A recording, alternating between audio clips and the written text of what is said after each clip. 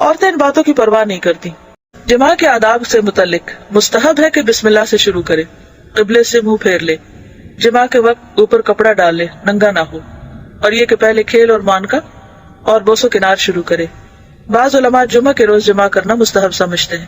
پھر جب مرد فارغ ہو جائے تو اسی حالت میں کچھ دیر ٹھہرا رہے تاکہ عورت بھی فارغ ہو جائے، کیونکہ عموماً عورت کا انزال مرد کی نسبت دیر سے ہوتا ہے.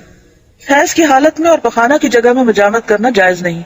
اگر دوبارہ مجامت کرنا چاہے تو اپنی شرمگاہ کو دھو کر وضو کر لے.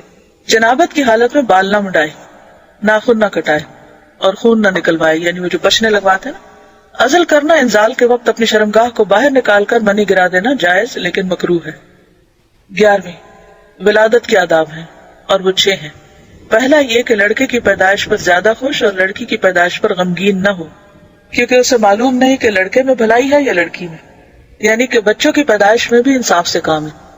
عام طور پر لوگ لڑکے کی پیدائش میں زیادہ خوش ہوتے ہیں اور لڑکی کی پیدائش پر غمگین ہوتے ہیں، جیسے کہ قرآن پاک میں بھی بات کی گئی. دور جاہلیت میں خاص طور پر ایسا ہوتا تھا. وَإِذَا بُشِّرَ أَحَدُهُم بِالْأُنثَىٰ ظَلَّ وَجْهُهُ مُسْوَدًّا وَهُوَ كَظِيمٌ يَتَوَارَىٰ مِنَ الْقَوْمِ مِنْ سُوءِ مَا بُشِّرَ بِهِ أَيُمْسِكُهُ عَلَىٰ هُونٍ أَمْ يَدُسُّهُ فِي التُّرَابِ أَلَا سَاءَ مَا يَحْكُمُونَ. کہ جب ان میں سے کسی کو بیٹی کی پیدائش کی خوشخبری دی جاتی ہے تو وہ غم کے گھونٹ پینے لگتا ہے، اس کا چہرہ سیاہ ہو جاتا ہے، سوچتا ہے کہ کیا اس کو ذلت کے ساتھ لیے رکھے یا مٹی میں دبا دے. کتنا برا ہے فیصلہ جو وہ کرتے.